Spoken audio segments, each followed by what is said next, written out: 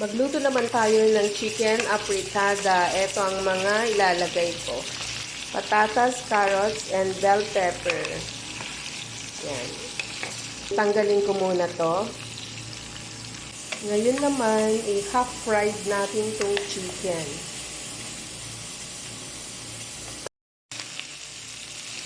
Ayan. Ilagay ko na ang sibuyas at saka bawang. Maglagay ako ng paminta. Kamatis.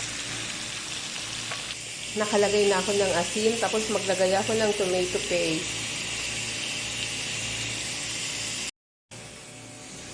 Ilagay na natin ang gulay. Luto na ang ating chicken apritada. Thank you for watching. Keep safe everyone.